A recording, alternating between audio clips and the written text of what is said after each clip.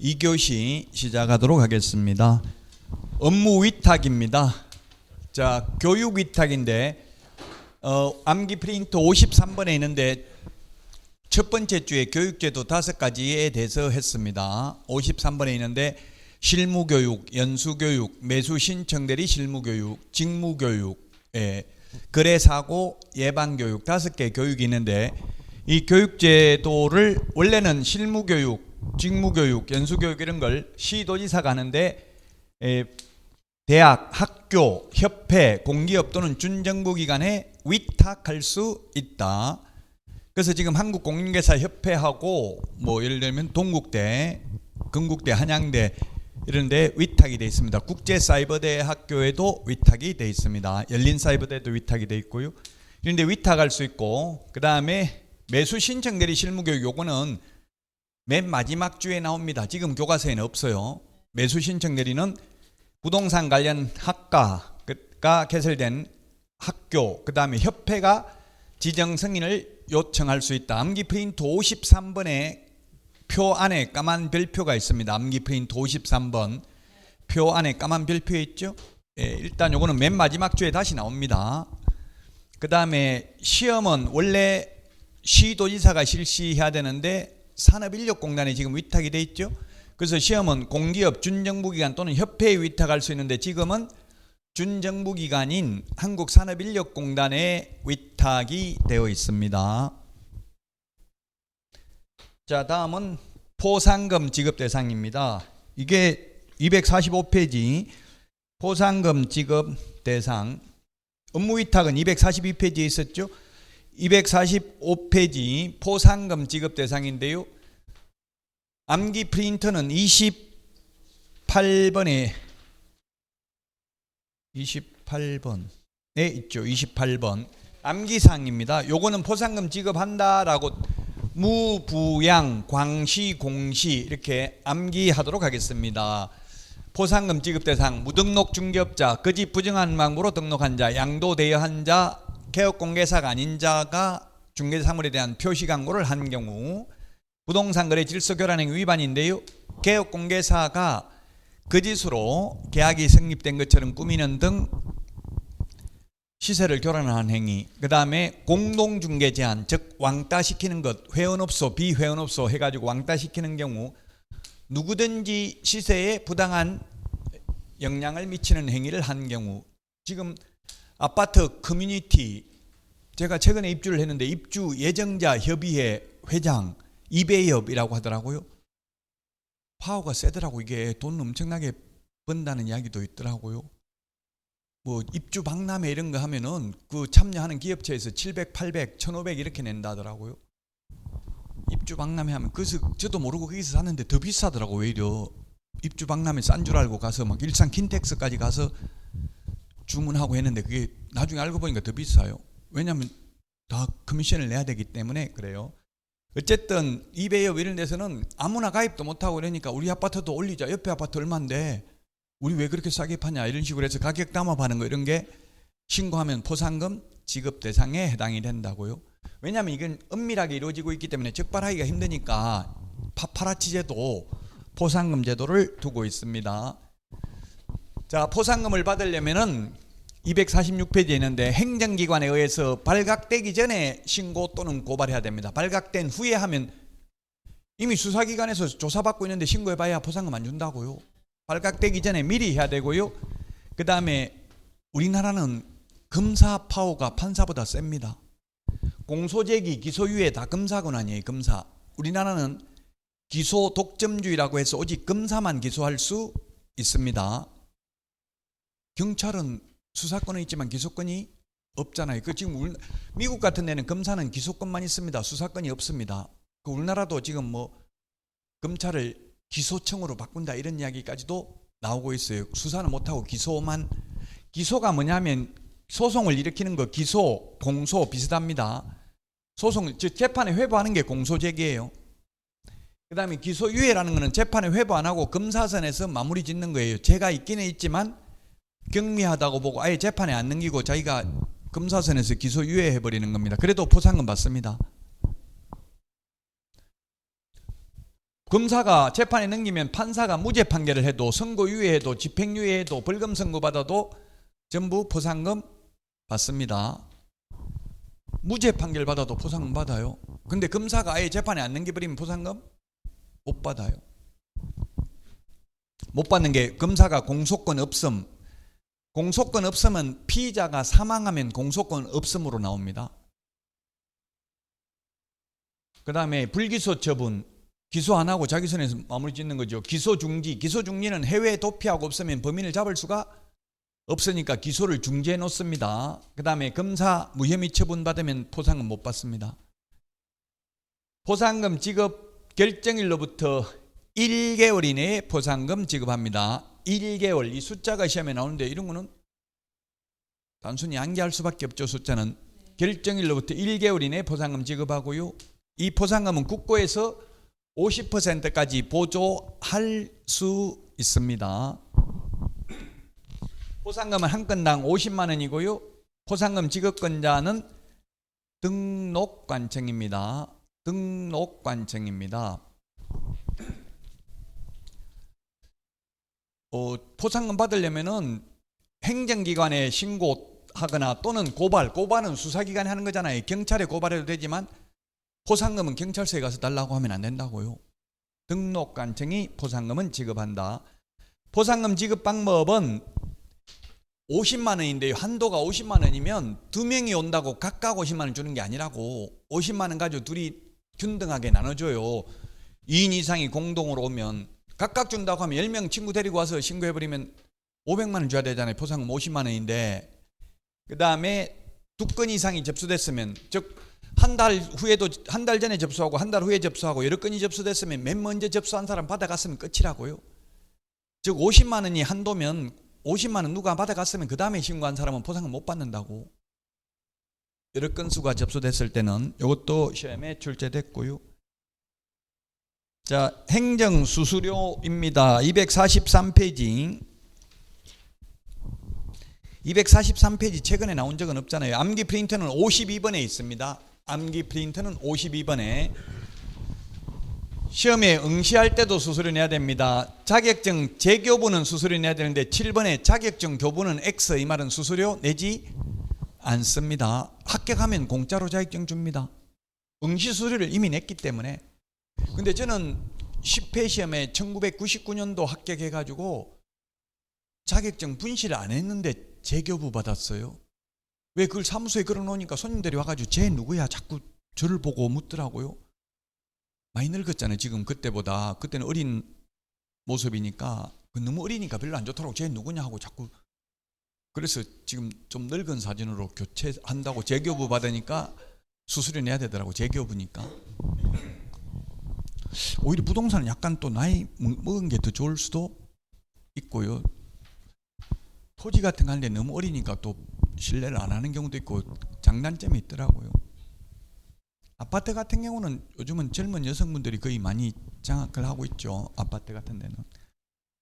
젊다 해도 보통 지금 우리나라 최고 많은 분들이 40대, 50대, 30대, 20대, 60대, 40, 50대가 가장 많아요. 40, 50대가. 젊다는 게 대체로 30, 40, 50대가 가장 많다고요. 그 유튜브 같은 데는 다 통계가 다 나오는데요. 유튜브를 남자분이 많이 보겠어요? 여자분이 많이 보겠어요? 여러분들 생각? 에?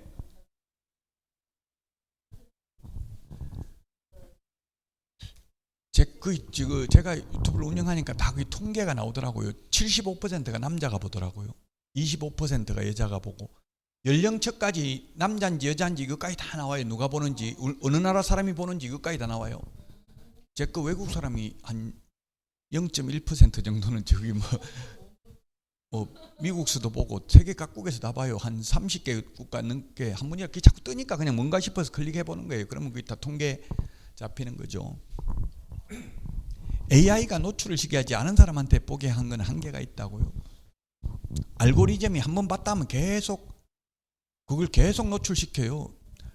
제가 막 여자 옷들 옷 벗고 나온 거 있어서 뭔가 싶어 한 봤더만 와이프가 너 맨날 이런 것만 보고 있나, 맨날 이것만 어째 터득하면 이런 것만 뜨냐고 이야기한다고. 한번 보니까 계속 또 알고리즘이 추천을 한다고 한번 본 걸 저 사람 완전히 그 유튜브가 극상업적이에요. 완전 상업적이에요. 그럼 저 사람이 뭘 좋아하는지 한번 봤다고 하면 그게 계속 죽을 때까지 따라다닌다고 한번 클릭했다면.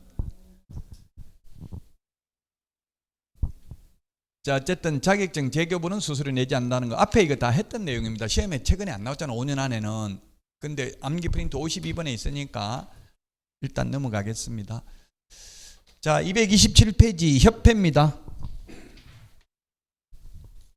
227페이지 협회인데요. 협회는 226의 메뉴에 보니까 한 문제 정도 나온다고 돼 있죠.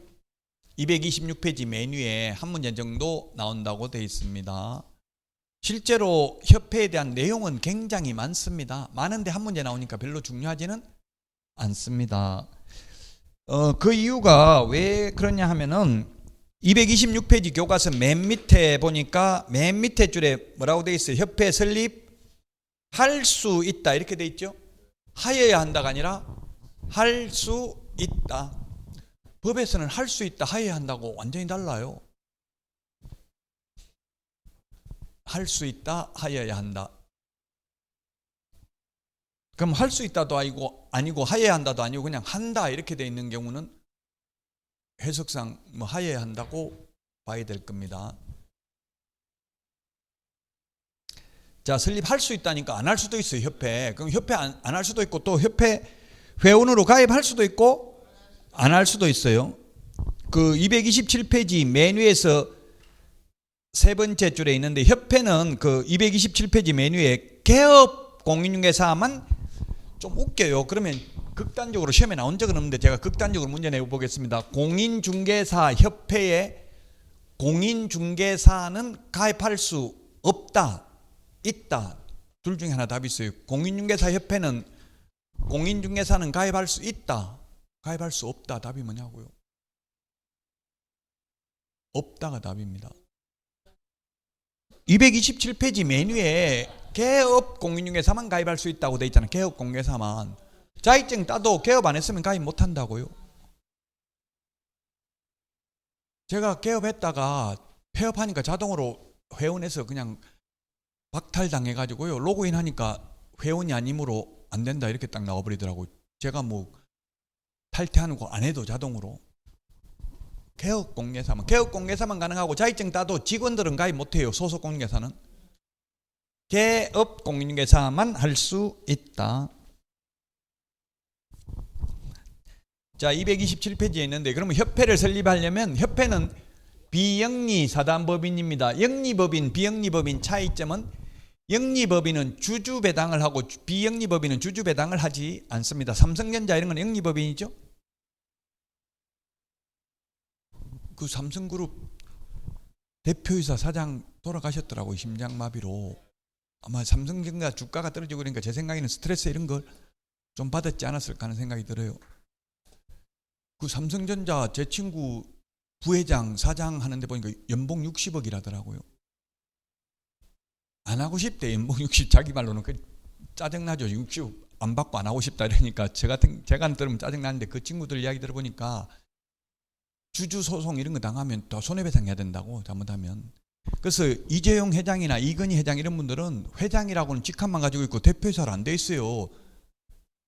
중대재해처벌법 이런 거 되면 다 대표이사 등기되어 있는 이사들이 처벌받는다고. 회장은 말마 회장이지 이재용 회장 월급 0원이에요. 월급 하나도 없어요. 등기사가 아니라고. 그러니까 책임도 없어요. 그냥 사회적, 도의적 책임만 지면 되는 거지 법적 책임은 없다고. 중대재해처벌법 이런 걸로 감옥은 안 간다고요. 여러분들도 돈 많이 벌면 그렇게 하라고. 회장 해가지고 실제 등기는 안 해. 등기된 대표이사는 다른 사람 해놓고. 등기된 대표이사가 좋은 점도 있지만 사장이라고 명함 달고 다니지만 책임을 다져야 되거든요. 그 비영리법인은 주주배당을 하지 않습니다. 영리법인은 주주배당을 하고요. 법인이라는 것은 법적으로 사람이죠. 회사죠. 쉽게 말하면. 자연인은 숨을 쉬는 사람이고 법인은 법적으로만 사람입니다. 비영리 재단법인 하면 X입니다. 시험에 재단법인 X로 나왔어요. 사단법인입니다. 사람이 모인 단체가 사단법인, 재산이 모인 단체가 재단법인입니다. 비영리 사단법인입니다. 지금 전직 대통령 김대중, 노무현, 전부 다 김영삼 전 뉴스 보고 좀 충격받았어요. 김영삼 전 대통령 재산을 50억을 김영삼 재단에 기부한다. 김영삼 재단 재단법인에 기부한다 이렇게 돼 있더라고요. 그럼 상속세 안 내잖아요. 실질적으로 그 이사장 이런 사람은 아마 그 자식들이 할 가능성이 많아요. 그렇게 다 50억 다 기부한다고 하니까 혼외자가 한 명 나타났잖아요. 내 거 달라면서 치봐요. 인터넷에 있는지 없는지. 그 치보면 제가 하는 말을 깜짝 놀라지 말고 인터넷 치보면 나와요. 그래가지고 소송해가지고 치봐 빨리 지금 인터넷으로. 유류분 다 찾아갔어요. 그 손해자가 유류분 찾아갔더니 내가 받을 내 목 10억이니까 그 유류분은 반은 부모가 안 준다 해도 반은 받아갈 수 있잖아요. 아마 한 5억은 받아갔을 거예요. 재산이 50억이니까 자식이 5명이라도 한 앞에 10억씩 돌아가잖아요. 5명까지 안 되죠. 아마 그러니까 한 5억 이상은 받았을 거예요. 유류분이라고 해서. 이름까지 나와요?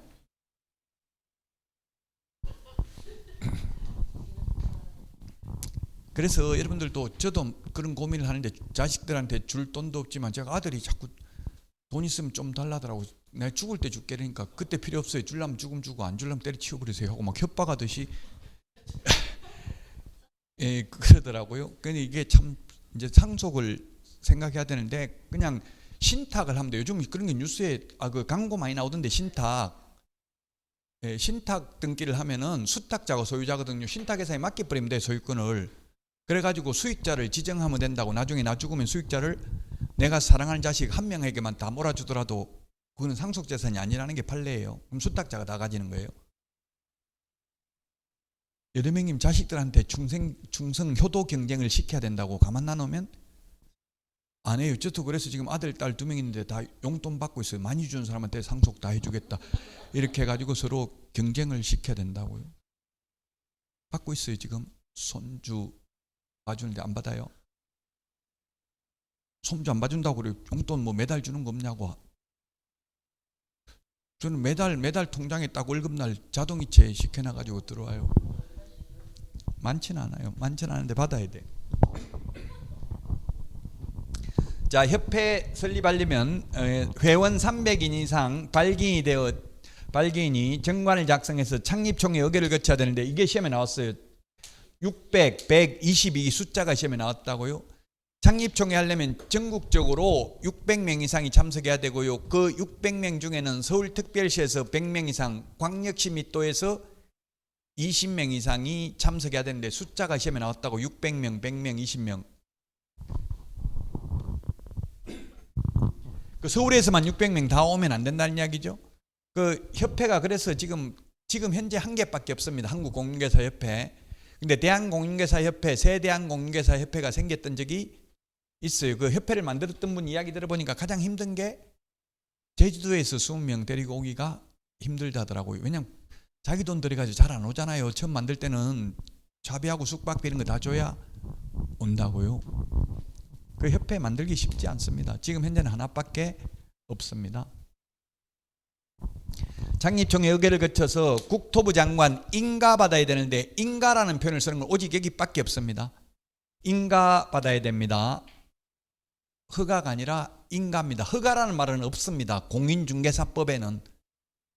공법에는 건축허가 이런 말이 있고 또 우리 부동산거래 신고 등에 관한 법률 토지거래 허가 이런 말이 있는데 공인중개사법에는 허가는 없고요. 오직 인가 여기 딱 한 번밖에 없습니다. 인가 받아야 됩니다. 시험에 인가 받으면 협회 성립한다 X로 출제됐어요. 법인은 숨을 쉬는 사람이 아니라서 등기를 해야 돼요. 등기. 민법에서 등기 안 된 법인을 비법인 사단이라고 합니다. 등기 안 된 법인은 동창회, 문중 이런 게 등기 안 된 비법인 사단이잖아요. 등기를 해야 실제 사람이 된다고 법인이 된다는 이야기입니다. 그 숫자 시험에 나왔다. 600, 120 다음 가로 안에 들어가야 될 숫자로 바르게 연결된 것은 이렇게 시험에 출제됐습니다. 숫자는 암기해야 되니까 듣고 잊어먹고 해야 되겠죠. 요 그림은 지금 228페이지 맨 밑에 교과서에는 있죠. 자, 협회 조직입니다. 229페이지 메뉴에 있는데 주된 사무소는 서울에 두어야 한다. 옛날에 이렇게 돼 있었는데 지금은 이게 삭제되고 아무런 규정이 없어요.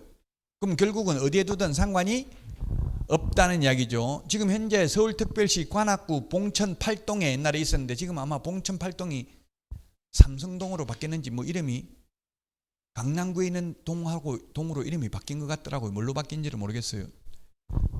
서울에 있기는 합니다. 그러나 서울에 두어야 한다면 X라고요. 어디에 두든 상관없다. 지방 분권화 정책에 의해서 지금도 뉴스에 보면 지방 이런 거 지방 부동산 가격이 이렇게 자꾸 나오더라고요.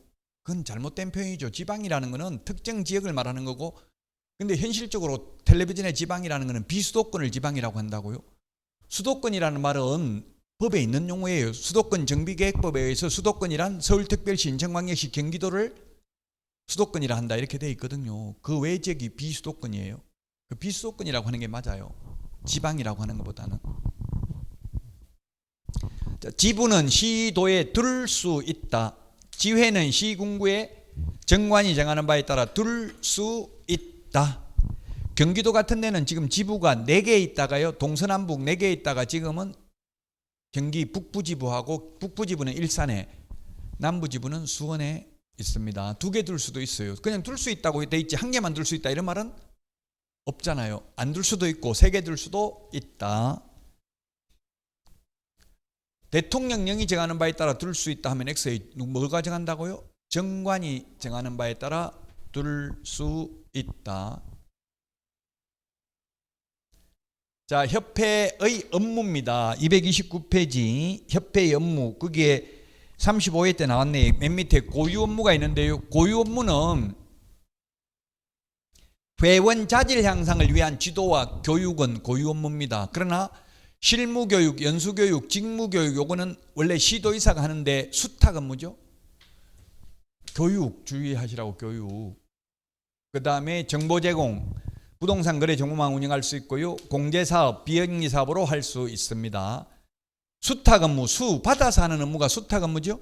그 수탁 업무는 실무교육, 직무교육, 연수교육은 수탁 업무입니다. 회원 자질 향상을 위한 교육은 고유 업무라고. 교육 헷갈리잖아요. 같은 교육인데 회원 자질 향상을 위한 교육은 고유 업무, 실무교육, 직무교육, 연수교육은 수탁 업무. 요거 한 것만 좀 주의하십시오.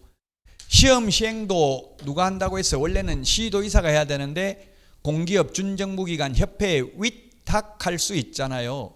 시도의사 입장에서 보면 위탁 업무, 협회 쪽에서 보면 수탁 업무죠. 받아서 하는 쪽에서 보면. 자, 그 다음에 협회에서 가장 중요한 게 공제사업입니다. 230페이지 공제사업. 공제사업이라는 건 뭐냐면 공동구제사업, 줄임말이 공제입니다. 공동구제사업, 줄임말이 공제라고요. 한마디로 말하면 공제라는 거는 보험하고 똑같습니다. 보험은 보험회사에서 운영하는 거고, 공제는 공제조합에서, 즉 회원들이 운영하는 게 공제입니다. 우리는 자동차 보험을 가입하지만 개인 택시는 개인 택시 공제조합에 가입합니다. 따로 자동차 보험에 가입하는 게 아니고 그 보험인데 이게 공제 회원들끼리 만들어서 하는 게 공제사업인데요. 공제사업은 하여야 한다가 아니라 할 수 있다. 비영리 사업이다. 공제사업에 가서 돈 남긴 거 배당하면 안 된다고요. 비영리 사업이어야 한다. 회원 상호간에 부조라는 게 뭐예요? 상부상조. 우리 사람 돌아가시면 부조한다고 하잖아요. 부조금. 조의금이 부조금. 옛날에는 부조금이라고 했어요. 도와주는 금액이죠. 우리 상부상조니까 결혼할 때 내는 것도 축의금도 부조예요. 부조. 도울 조자잖아요. 상부상조 줄임말이 부조라고요. 자, 책임준비금. 공제료 받아가지고 다 쓰면 안 되고 최소한 공제료 수입액의 100분의 10 이상은 적립을 해야 된다. 사고 나면 주기 위해서. 다른 용도로 쓰려면 국토부 장관 승인 받아야 된다. 공제료 수입액인데 이게 시험에 어떻게 나오냐면 협회의 총 수입액 X로 출제됐어요. 총 수입액이 아니라 공제료 수입액입니다. 암기 프린트 56번에 맨 마지막에 56번에 동그라미 4번에 있습니다. 56번에 동그라미 4번. 밑줄 쫙쫙 치놓으세요. 왜냐하면 너무 프린터가 깨끗하면 나무 것 같고 너무 지저분하면 눈 아플 수는 있는데 그래도 너무 지저분하면 다시 프린트 해드리니까 안광이 지배를 철하도록, 즉 눈동자가 종이를 뚫고 나갈 정도로 열심히 봐야 된다고. 이거는 이 프린터 안에서 80%는 출제됩니다. 지급 여력 비율은 100분의 100 이상을 유지해야 된다. 그래서 지금 한국공인중개사협회는 지급 여력 비율을 맞추기 위해서 현금 1,000억을 보유하고 있습니다. 지급 여력 비율, 공제금 달라고 하는데 돈 없어 못 주겠다 이렇게 하면 안 되기 때문에 지금 현금을 1,000억 보유하고 있다고요. 한국공인중개사협회 자산이 지금 한 2,000억 정도 돼요. 부동산이 1,000억, 현금이 1,000억 가지고 있어요. 대략. 매 회계연도 종료 후 3개월 이내에 일간신문 또는 협회보에 공시하고 협회 인터넷 홈페이지에도 공제사업 운용 실적을 게시해야 됩니다. 3개월 숫자 이런 게 나오기 때문에 3개월은 암기 프린터 43번에 6번 7번에 있죠. 43번에 6번 7번 43번에 6번 7번에 있습니다. 자, 그 다음에 금융감독원 원장은 국토부 장관의 요청이 있는 경우에 이 공제사업에 대해서 조사 검사할 수 있다. 요청이 있어야 됩니다. 국토부 시험에 국토부 장관 요청인데 시도의사 요청, 협회 회장 요청, 등록관청 요청 이런 식으로 하면 X라고요. 다른 회계와 구분하여 별도의 회계로 관리해야 된다. 네 돈 내 돈 섞어놓고 찾았으면 안 된다. 그 다음에 개선명령인데 국토부 장관은 공제사업 운영에 대해서 개선명령을 할 수 있고요. 또 국토부 장관은 시정명령을 할 수도 있습니다. 임원에 대해서 징계, 해임 등을 요구하거나 시정명령을 할 수 있다. 그 명령 따르지 않는 경우는 협회는 오로지 500만 원 이하의 과태료 하나밖에 없습니다. 오늘 나중에 나올 텐데 협회에 대한 제재는 500만 원 이하의 과태료 딱 하나밖에 없다. 자, 공제 운영위원회는 협회에 둔다. 아까 이야기했죠. 둘 수 있다, 두어야 한다가 아니라 그냥 둔다는 어떻게 해석해야 된다고요? 두어야 한다와 같은 의미라고 했죠. 협회에 둔다. 위원장은 위원 중에서 호선이라는 것은 상호간에 선출한다 이 뜻이에요. 국회의장은 국회의원 중에서 선출하죠. 대통령은 직선제잖아요. 국회의원 중에서 하는 게 아니죠. 일본 총리 같은 경우는 국회의원 중에서 되잖아요. 중의원 중에서 19명 이내로 구성되고요. 회장과 임원의 수는 전체 임원수의 3분의 1 미만이다. 즉 19명 중에서 협회 관계자는 6명 이하여야 한다고. 3분의 1 미만이라는 말이 그 외부 위원이 더 많아야 된다고요. 협회 마음대로 못하도록 하기 위해서. 그 다음에 공무원과 회장을 제외한 위원회 임기는 2년이다. 1회에 하나여 연임할 수 있다. 회장의 경우는 회장 임기가 3년이니까 자기 회장하는 동안은 당연히 공제운영위원회 위원이 됩니다. 1회에 하나여 연임할 수 있다. 연속해서 하는 게 연임이죠. 1회에 하나여 연임할 수 있다. 이러면 중간에 쉬었다 또 해도 되는 거예요. 연속해서만 하는 거는 한 번밖에 안 된다고. 그럼 2년이면 4년 할 수 있는 거잖아요. 또 2년 쉬었다 할 수도 있습니다. 푸틴 대통령이 연임할 수 없다 이렇게 하니까 중간에 쉬었다가 뭐 다른 사람 대통령 한번 시켜놓고 다시 나와서 지금 하고 있잖아요. 아마 푸틴은 거의 뭐 한 27년 가까이 할 것 같아요. 이때까지 대통령을 다 합하면. 법을 바꿔가지고 또 뭐 아마 7년인가 임기를 엄청 늘렸나 보더라고요. 자, 위원은 부교수, 금융기관의 임원, 공제조합 업무에 5년 이상 종사한 사람이 위원이 될 수 있고요. 부위원장은 위원장을 보좌하며 위원장의 직무를 대행합니다. 여기는 부위원장이 있는데 앞에 공인중개사 정책심의위원회는 부위원장이 없기 때문에 위원장이 미리 지명한 위원이 직무를 대행한다 이런 말이 있었습니다.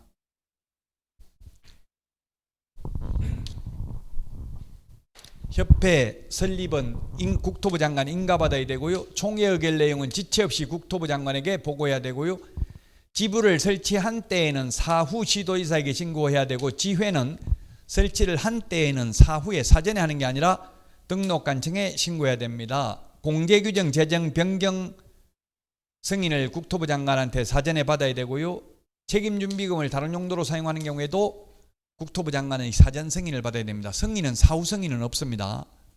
신고는 사후 신고도 있습니다. 책임준비금 얼마라고 했어요? 공제료 수입액의 100분의 10% 이상 적립해야 되는데 지금 24만 8천 원 내야 됩니다. 1년에 공제료가. 여러분들이 개업을 하면 1년에 24만 8천 원 받았으면 협회는 24,800원은 쓰면 안 되고 적립해놔야 된다고요. 사고 나면 어떻게 될지 모르니까.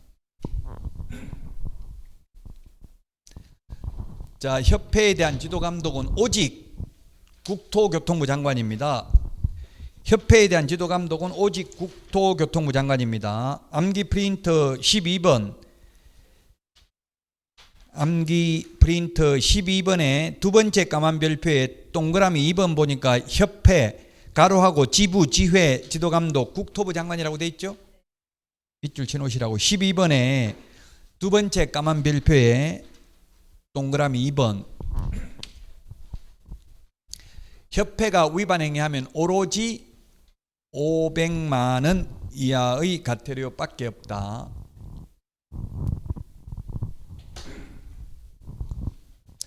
자, 그 다음에 이제 여기서 요거 단순히 암기인데 여기서 네 문제 출제됩니다. 이 파트에서 지도감독 벌칙에서 단순히 암기이기 때문에 지금 다 암기할 수 없고요. 이 암기 프린터 여기에는 다 있습니다. 지금 암기 프린터 16, 17, 18, 19, 20번에 요 있는 내용입니다. 자, 감독관청은 국토부 장관, 시도지사, 등록관청이 지도감독관청입니다. 그러면 이 법에 의하면 지도감독관청이 아닌 게 용인시장은 지도감독관청이 아니에요. 왜냐하면 용인시장은 시도지사도 아니고 그리고 구청장도 아니잖아요. 용인시장은. 그 용인시 같으면 처인구청장이 지도감독관청이라고요. 수원시장은 지도감독관청 아니에요. 장안구청장이 지도감독관청이에요. 지도감독 대상은 개업공개사, 거래정보사업자, 무등록 중개업자가 감독 대상이 되고요. 감독 사유는 부동산 투기 등 거래 동향 파악을 위해서 필요한 경우, 이 법 위반 행위 확인, 자격 취소, 자격 정지, 등록 취소, 업무 정지 등 행정 처분을 위해서 필요한 경우 감독할 수 있다.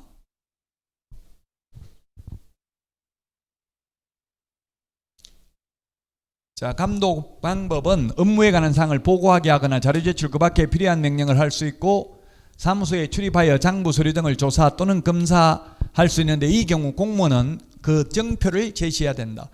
조사, 검사 증명서하고 공무원 신분증 보여줘야 됩니다.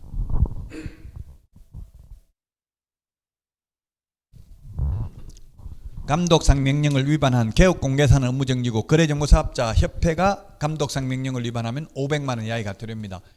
예를 들면 공무원이 와가지고 계약서, 누구시 계약서 봅시다 이렇게 해요. 좀 탁 특정해가지고. 근데 네가 뭔데 계약서 보자니 못 보여주겠다 이러면 업무정지예요. 그럼 어떻게 하겠어요? 공무원이 업무정지 때려버리고 그냥 수사 의뢰해요. 수사권은 없거든요. 공무원은. 공무원 수사권은 없지만 그래도 최대한 친절하게 협조해야 돼요. 안 그러면 그냥 수사 의뢰하면 이제 경찰서 출두하라고 연락 온다고요. 공무원 수사 의뢰 안 하면 직무유기거든요. 공무원은 비사실을 발견한 경우에 수사 의뢰해야 된다고 돼 있어요.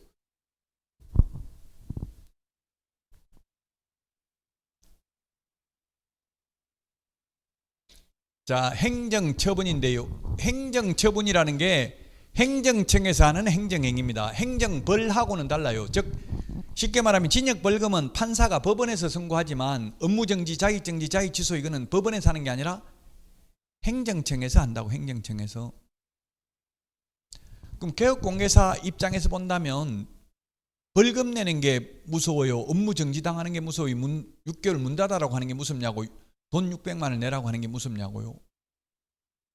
문 닫아버리면 손님 다 끊기잖아요. 우리 학원 6개월 문 닫아버리면 여러분도 있을 수가 없잖아요. 그러면 다음에 권리금도 못 받고 거의 망하는 거예요. 벌금은 막말로 뭐 내고 또 벌면 6개월 동안 뭐 600만 원 벌 수도 있지만. 자, 행정처분인데요. 자격취소, 자격정지가 있는데 자격증을 교부한 시도지사입니다. 사무소 관할 시도지사가 아니라 교부한 시도지사. 암기 프린트 54번 맨 밑에 보면, 암기 프린트 54번 맨 밑에 보면 동그라미 7번까지 있는데요. 1번부터 5번까지는 전부 다 교부한 시도지사입니다. 54번 맨 밑에 찾았어요. 맨 밑에 교부한 시도지사라고요. 그럼 결국은 여러분들이 경기도지사한테 자격증 받아가지고 서울 가서 중개업해도 되죠? 서울서 중개업을 하다가 만약 위법 행위를 해서 적발됐다 하더라도 자격 취소는 경기도지사가 합니다. 그럼 서울시장은 청문을 해가지고 경기도지사한테 보낸다고, 이거 자격 취소하라고. 교부한 시도지사가 합니다. 암기 프린트 54번의 맨 밑에 사무소 관할 시도지사 6번, 7번 두 개 있잖아요. 맨 밑에. 대상자는 자격 취소는 공인중개사, 자격 정지는 소속 공인중개사. 자격 정지는 직원들에게만 자격 정지라는 표현을 써요. 청문, 들을 청, 들을 문. 자격 취소는 청문을 하는데 자격 정지와 업무 정지는 청문은 하지 않고 의견 진술 기회를 부여합니다. 청문이 뭔지 구체적으로 알고 싶으면 행정절차법에 규정되어 있고요. 인터넷에 치보면 또 나와 있는데, 들을 청, 들을 문이 청문이에요. 듣는 게. 자격 취소하기 전에 그냥 자격 취소하지 말고 자격증 빌려줬냐. 예를 들면 자격증 빌려준 걸로 취소하면 그 사람한테 물어봐야 돼요. 빌려준 거 아닌데요. 오늘 나 병원에 간다고 평소 때 근무하다가 오늘 한 번 자리 비우는 사이에 지금 조사 나온 겁니다. 이렇게 말을 하면 그 이야기를 들어보고 실체와 부합하는지 확인하고 취소해야 되겠죠. 그게 청문이에요. 청문이 재판받는 거하고 똑같아요. 청문 주재자가 있어요. 재판관처럼. 그러면 그 청문 대상자한테, 피청문인한테 물어본다고요. 청문이 듣는 게 청문인데, 그걸 들으려면 물어봐야 들을 거 아니에요. 우리 국회 청문회 하면은 묻는 것, 답하는 것 다 합해서 뭐 예를 들면 7분, 5분 이렇게 시간을 정해주더라고요. 그럼 국회의원들이 7분이면 묻는 것, 듣는 것 다 합해서 7분이면 6분 동안 물어요. 예, 아니요, 답만 하시오, 결론만. 원래 청문의 취지는 그렇게 묻는 게 아니라 듣는 게 청문이라고. 들을 청, 들을 문이 청문이라고요. 자격 취소는, 취소 세계는 청문을 해야 됩니다. 그 다음에 자격을 취소한 때는 5일 이내 국토부 장관과 다른 시도지사에게 통보해야 된다. 그 다음에 자격정지의 경우 자격정지에 해당하는 사실을 등록관청이 알게 된 때는 시도지사에게 통보해 줘야 된다. 자격정지할 수 있도록. 그 다음에 자격 취소되면 7일 이내에 반납해야 된다. 자격정지는 반납 없고요. 제척기간 이건 없습니다. 자격 취소되면 3년 동안 다시 자격증을 따지도 못하고 취직도 못하고 개업도 못합니다. 자격 취소는 요건에 해당되면 반드시 하여야 합니다. 할 수 있는 게 아니라 하여야 합니다. 자격정지는 할 수 있습니다. 자격정지 6개월 당했으면 6개월 동안은 다른 데가 취직도 못합니다. 자, 그 다음에 등록 취소, 등록관청이 하고요. 업무정지도 등록관청이 하고, 지정취소는 국토부 장관이 합니다. 등록 취소 업무정지 대상은 개업공개사고, 지정취소 대상은 거래정보사업자입니다. 청문은 들을 청, 들을 문은 취소 세 개만 합니다. 자격 취소, 등록 취소, 지정 취소, 취소 세 개만 청문을 합니다. 업무정지, 자격정지의 경우는 청문은 하지 않고 의견 진술 기회만 부여합니다.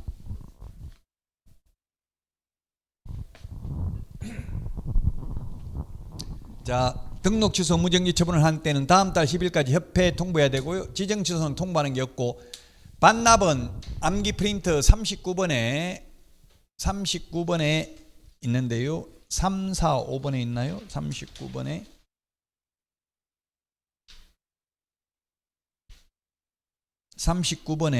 3, 4, 5번에 있죠. 7일 이내에 반납하는 게 3개가 있습니다. 자격 취소, 등록 취소 모두 7일 이내에 반납해야 됩니다. 제척기간은 업무정지만 제척기간이 있는데요. 이게 뭐냐면 제척기간. 제척기간하고 소멸시효하고는 조금 달라요. 민법에서. 제척기간은 가장 큰 차이점이 제척기간하고 소멸시효하고 가장 큰 차이점이 제척기간은 불변의 기간인데 소멸시효는 소멸시효를 중단시킬 수도 있죠. 예를 들면 채권 소멸시효가 10년이잖아요. 민법에서. 일반 채권 소멸시효는 10년이거든요. 제가 지금 돈 받을 게 있어가지고 소송 확정 판결 받아가 소송해가지고 채무불이행자 명부에 등재를 했어요. 그럼 10년 동안 그분은 채무불이행자 명부에 기재되어 있습니다. 10년 지나면 끝나는 거예요. 그럼 10년 지나기 전에 또 제가 다시 소송해가지고 또 판결문을 받으면 시효가 중단돼가지고 다시 새 출발합니다. 시효라는 거는 소멸시효는. 근데 제척기간은 즉 이게 무슨 말이냐면 업무정지는 그 사유가 발생한 날로부터 3년 넘었으면 무조건 업무정지 못한다고요. 3년 전에 4년 전에 위반한 거 가지고는 업무정지 못한다고. 그게 제척기간 오직 업무정지만 제척기간이 있습니다. 암기 프린트 46번에 동그라미 6번에 있죠. 46번에 동그라미 6번에 있어요. 자꾸 찾아봐야 돼. 이게 46번에 6번 밑줄 치놓으세요.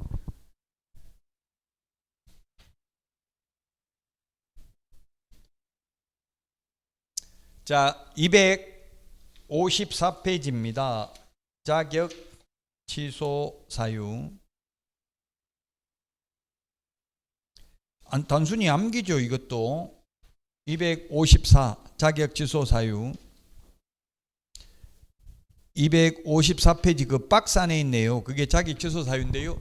부양지금